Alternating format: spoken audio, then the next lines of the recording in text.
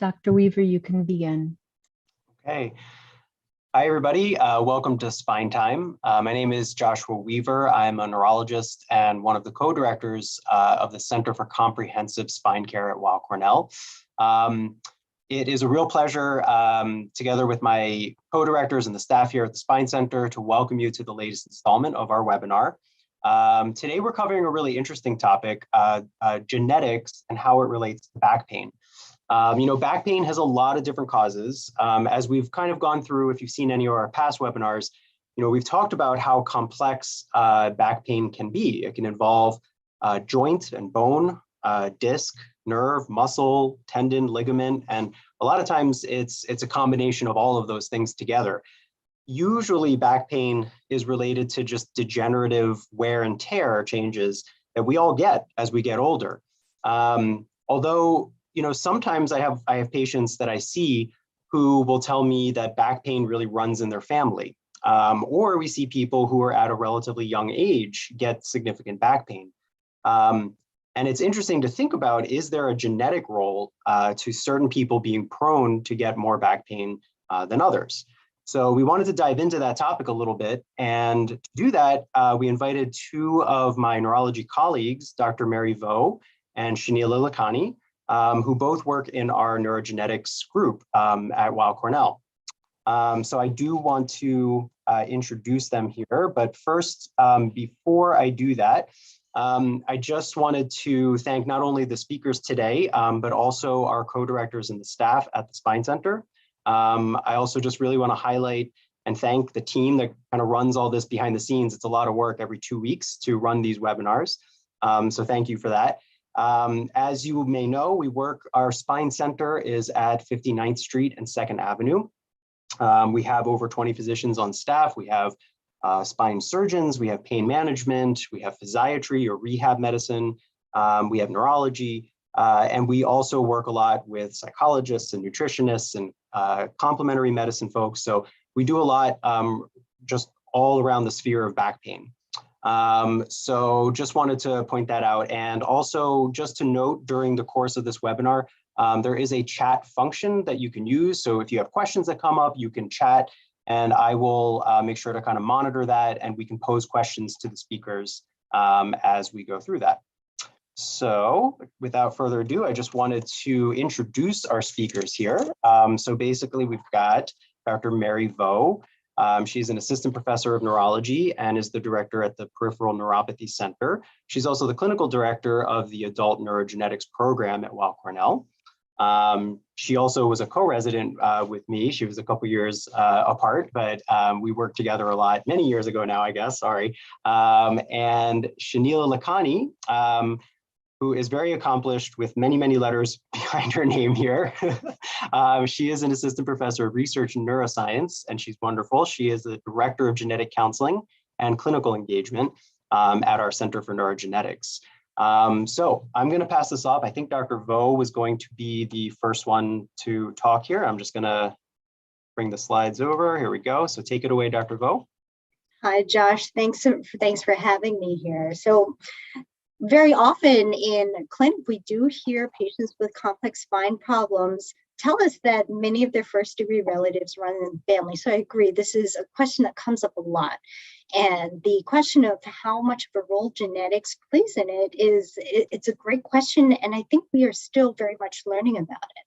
So I'm thinking about three of the more common pathologies, and this is not by any means an all-inclusive list. Three common pathologies that are that can cause back pain that we encounter are: one, degenerative disc disease. As you can see, there are bony changes causing abnormal pressure on the disc that over time can become stressed and bulge into the central canal and compress pain-sensitive structures, and that certainly is a common cause of back pain. Lumbar and cervical spinal stenosis is number 2 on this list, and this is a very common one. And this is a pathology where the spinal canal that houses the spinal cord and the spinal roots is narrowed to the extent that it really crowds the cord and spinal roots to the extent that people can develop pain with walking that really interferes with their day-to-day activity and can be a source of chronic pain. In addition to people who have degenerative disease, compound this problem if they are one of these people who are born with a congenitally narrow spinal canals. I mean, you have a lot less slack, so to speak, in terms of how much disc disease you can sustain before developing significant symptoms. And the last category is quite broad. So large category of many different types of bone disease that can affect bone remodeling, that both break down and cause remodeling of the bone in an abnormal way, can result absolutely in spinal deformities, encroachment of the pain-sensitive structures in the back, and therefore cause back pain. Okay, so moving on to the next slide. So as I alluded to, and as you mentioned in your introduction, the majority of back pain from spinal pathology is a solid mix of both mostly environmental factors, and there is some suggestion that, well, there are a number of genes that have been looked into that may raise your risk for developing one of these 3 common syndromes and perhaps predispose to developing chronic back pain. However, the science of this is not so precise where we can say we have a single gene that can accurately predict the risk of developing this chronic problem. So we think perhaps it's likely that genetics does have a role in back pain, but likely small actually in comparison to environmental factors. Okay, and if we can move on to the next one. So we talked about wanted to highlight actually one of the bone remodeling disorders that's not really talked about a lot because it's certainly less common, is Pajeos disease. And this is actually the second most common bone disorder in the United States, number 2 to osteoarthritis.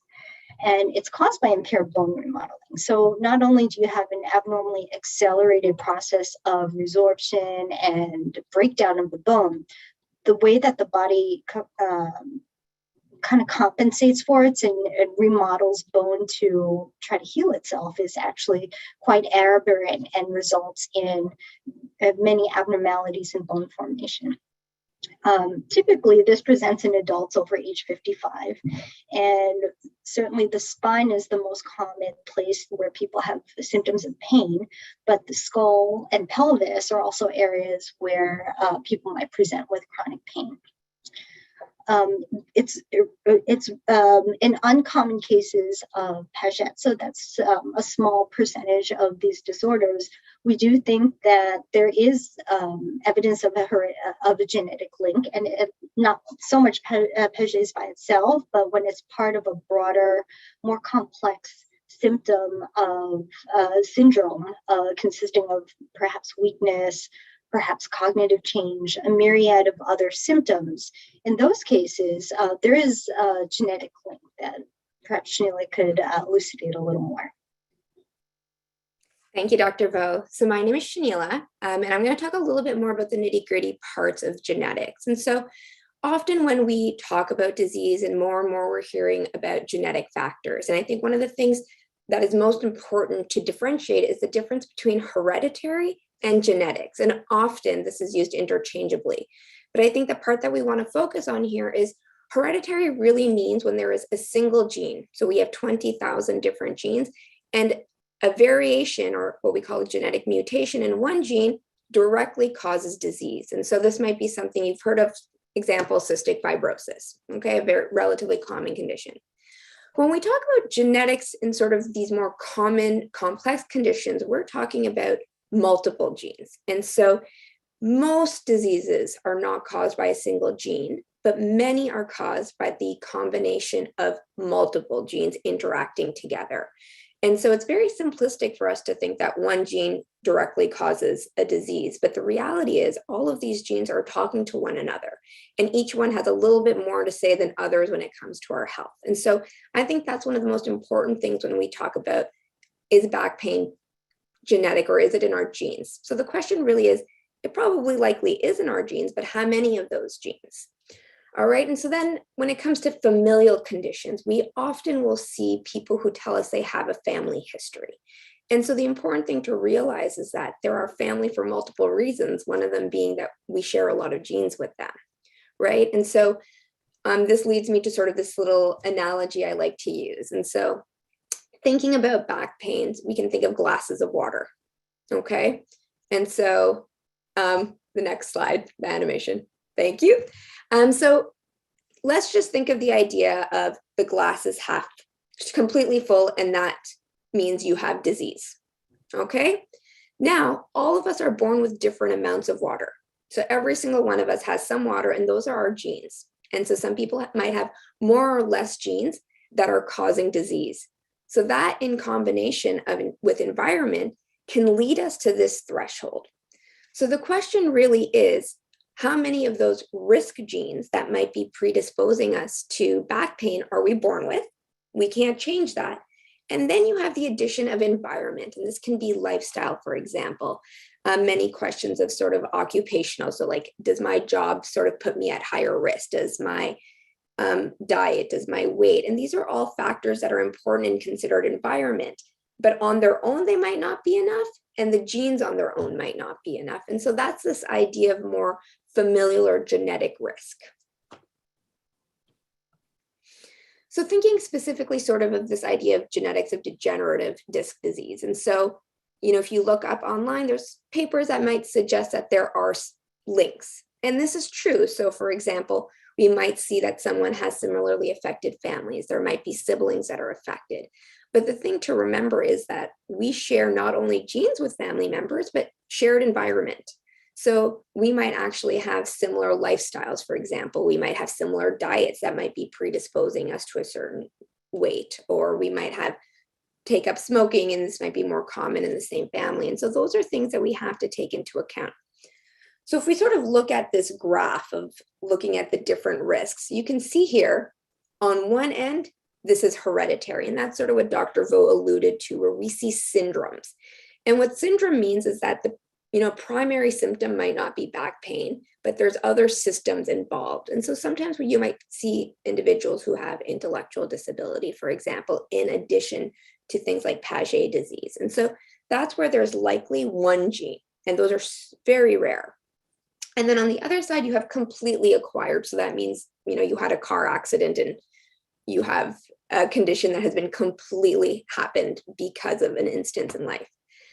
And then sort of that part where we're more interested in are familial. So this combination of multiple genes and environment.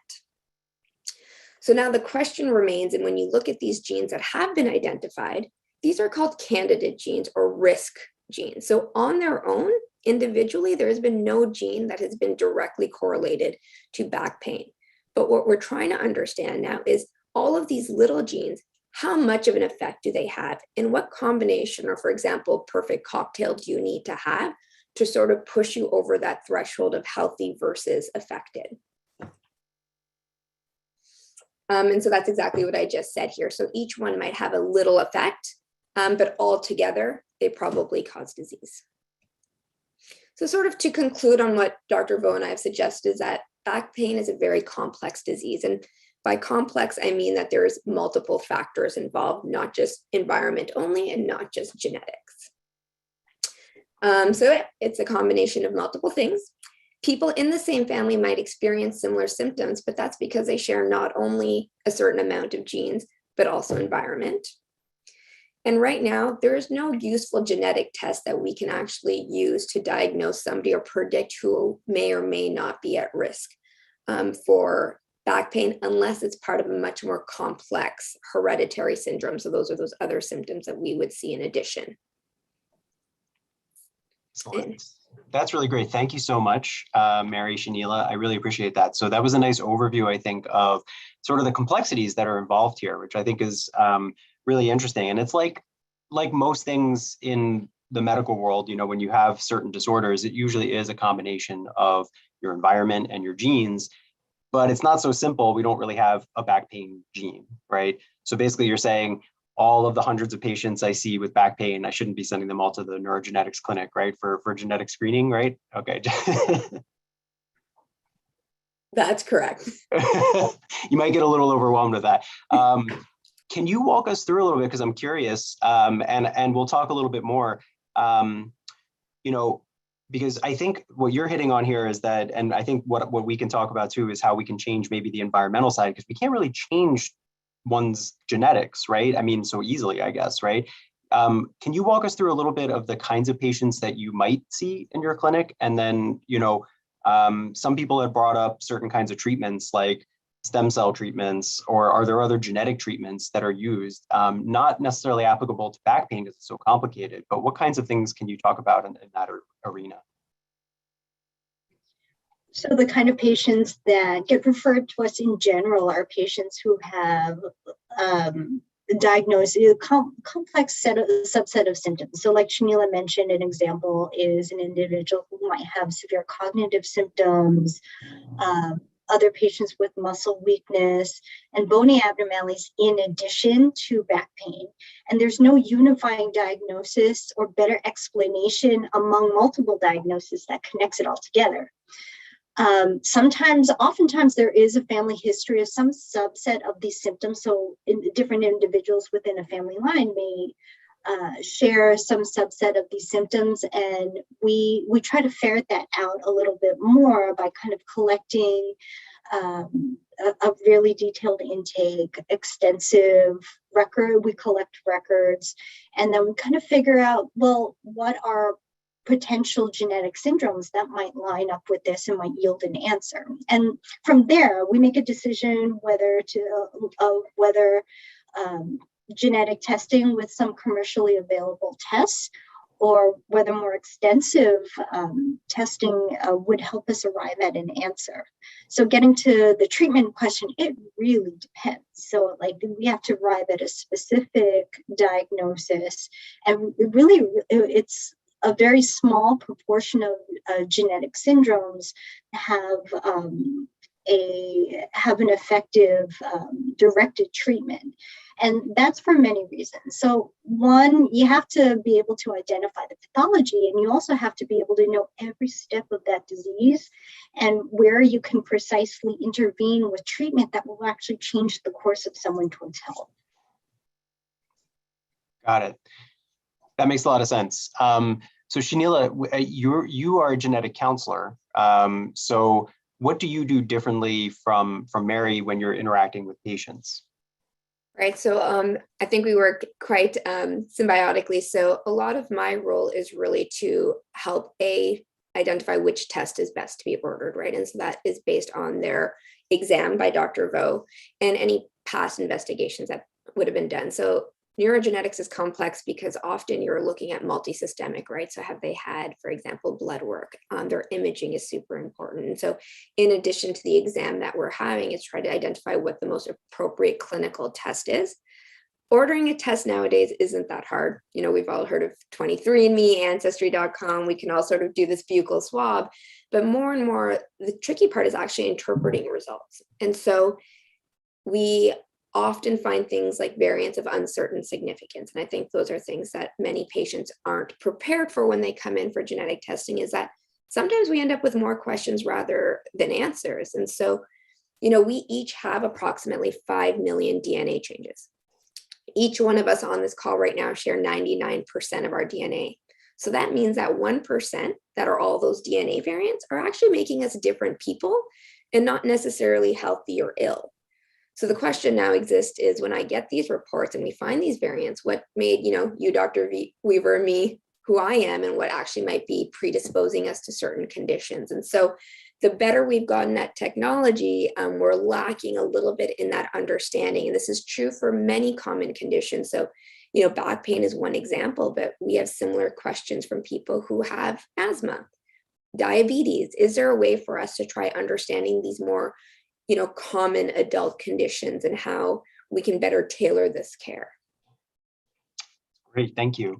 Again, I just want to remind people that if you do have any questions related to this, please put it in the chat. I'm noticing some people are putting in here, is there an element of disc disease caused by poor posture, for instance? And I think that ties in a lot to the environmental side of things. So I liked that graph, that you showed here, where for back pain, there may be single genes that deal with other kind of syndromes where back pain is just maybe a part of that. But and then there's the acquired over here, like you mentioned, this could happen to anybody, regardless of your genes. I mean, if you get into a car accident, you slip and fall on the ice, whatever it is, you could have a very, significant back issue that's really just purely acquired, right? Whereas a lot of it probably falls somewhere in this area here, where you've got genes that sort of like Mary, you mentioned, predispose you to having a narrow spinal canal, and there's probably a lot of different genes that are involved with that. I know we don't have that fully mapped out to my knowledge, right? And there's probably there must be genes that relate to our disc health and our the resiliency of our nerves as they go through the spinal canal. And there's a lot of different factors that go on with that. So a lot of what we need to do is really focus on environmental issues, to try to make someone as healthy as possible. This is something we actually have really good control over. I wonder, is there anything that we can do for gene health, if that even makes sense? I mean, because I know if you smoke cigarettes or you drink a lot of alcohol, it may have cellular effects, right? Like deleterious effects on cells or genes. And I know there are certain things that can turn genes on and turn genes off. Is there anything that you guys will or you two will talk about with your patients just about good health in general when it comes to this? Nothing too specific. And like you said, there's not a ton you can do barring certain rare toxicities that will actually alter your genome. But we do emphasize healthy lifestyle, exercise. We emphasize nutrition, good posture, and exercise in supporting good spine health. I think that's a great point. I think there might be more of a conversation in a different setting. So for example, you're talking more about those somatic, so changes that happen after you're born. Mm-hmm. We specialize in hereditary, so changes that, when someone was an embryo, so every single cell in their body already has this variant, but they're, the gene health you're talking about. So everyone here has put sunscreen on.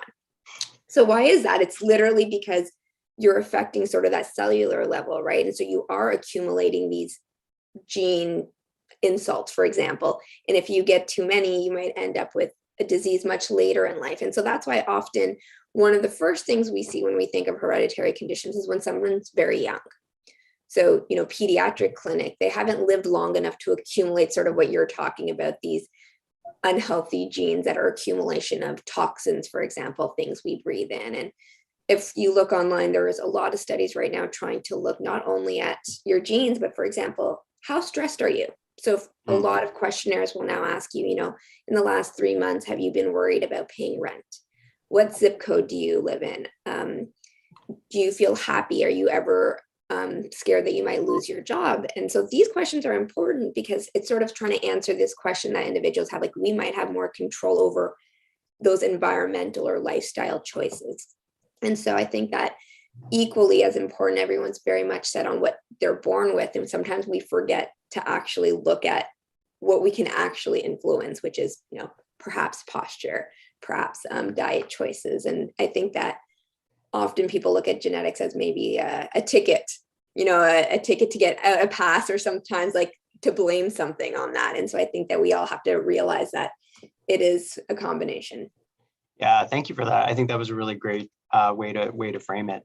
A lot of times I'll see someone who might have some kind of hereditary nerve problem, right? So there's this whole, group of disorders that we put under this hereditary neuropathy grouping, right?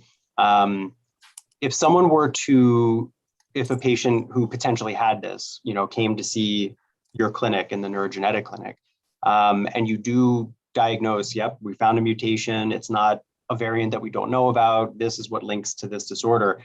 If there's nothing if there's no specific treatment at that time, is there still utility in having that diagnosed and seeing you to like figure this out? Why would I tell a patient, yeah, you should go and get this diagnosis? You know, is there a reason why they should get this if we don't necessarily have a treatment available?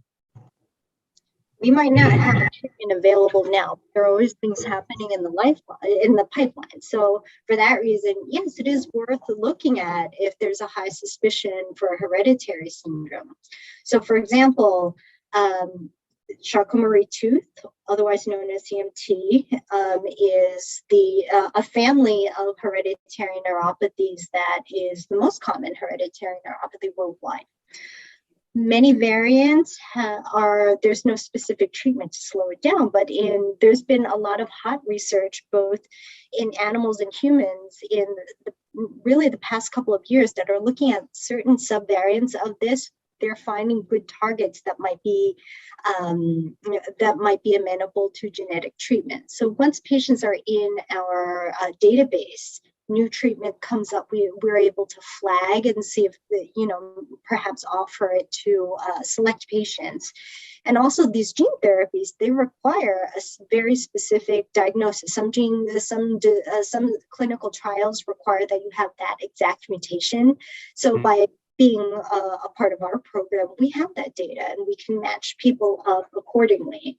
And I will say, like, interestingly, in CMT, there's been recent advancement in FDA approval of, there's a subset of CMT who actually have what's called a SORD deficiency.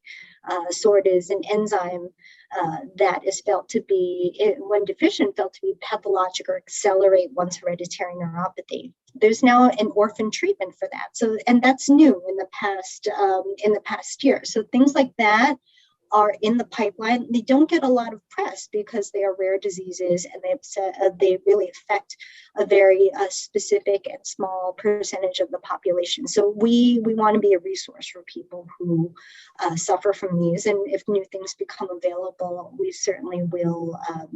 We're set up to facilitate matching people up for potential treatments.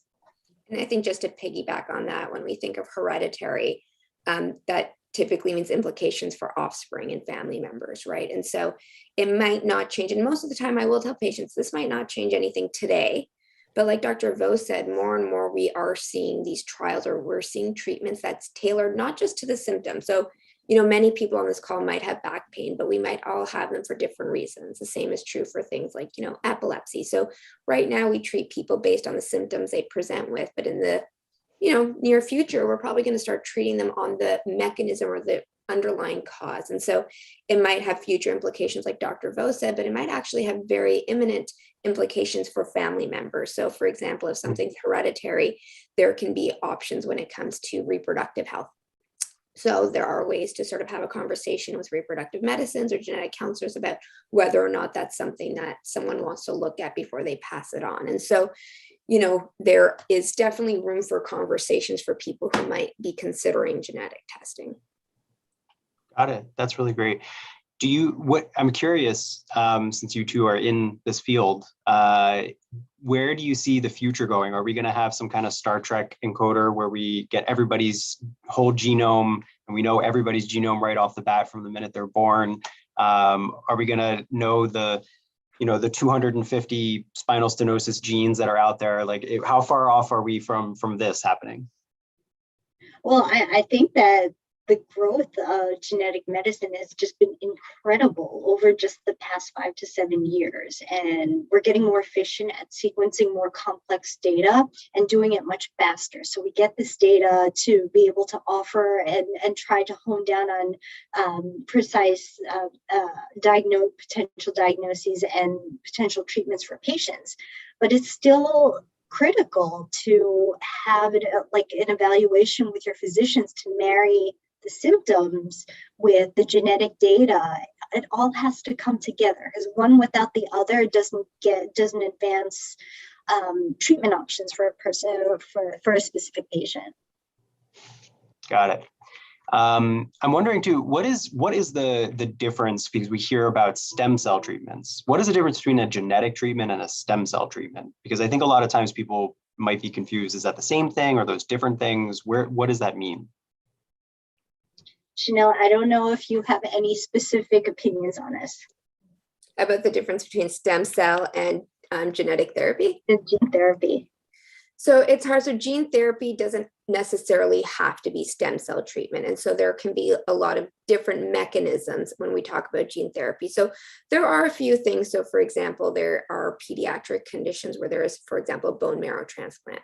So that would be sort of falling under stem cell therapy, but also considered a type of gene therapy where there are certain, muscular atrophies in pediatric settings where they're using gene therapy that's not necessarily actually stem cell transplant. So that's more they are trying to alter or compensate for a defect in a gene. And so it is difficult because they are interchangeably used. And I guess, most stem cell therapies can be considered a gene therapy, but not all gene therapies are using stem cell transplants. And so, going on to say with Dr. Vo of why it's important to start having appropriate or more, I guess, tailored diagnoses is that in the future, this is going to be important when we try to start understanding the mechanisms and trying to identify, should we approach this disease through, what we call an antisense oligonucleotide therapy versus something like a stem cell therapy. And so understanding the role that gene has in our body is really what drives researchers to decide what type of therapy is going to be most appropriate. Great. Okay. So I think, I've looked into, and a lot of people say that they have, hereditary back pain. Mom has it, dad has it, uncles, sisters. But it sounds like, talking to you two today, really, we don't have it down to a single gene or just a few genes even. It's really complicated with a lot of different factors involved that really combine genes and environment. And so the best thing you can do in those cases is really try to optimize your environment, especially if your genetic load, I guess, is predisposing you one way or the other for having back pain. And that's kind of where we stand right now. Do you have any final thoughts for the audience at this point? Shenela, if you want to go, or Mary, either. So I think our takeaway is that we know that we see things running in a family, and this is true for a lot of conditions. And I think every year our understanding of this will change. There is follow-up studies trying to understand these candidate genes. And, ultimately keeping on top of your own health really is the most important. I think a lot of patients drive research. I think that now for the first time in my career, I've seen that a lot of questions are being answered because the patients themselves have sort of brought it to the forefront. And so don't underestimate the power that you have to try to drive focus, whether it's genetic or not. Understanding the environmental impacts are just as important to try to understand if you're going to make changes to your life to lead a healthy back life, which changes are worth it, And so I think that those are questions that patients and clinicians and scientists can help answer together. Great. Well said. All right. Sounds like nothing to add. Look, I think we kind of went through this in pretty good detail, so I think we can end a little early today. So thank you, Mary Vo. Thank you, Shenela Lakhani. Thank you so much for coming and joining our webinar, and thank you to everyone for listening. So have a great night.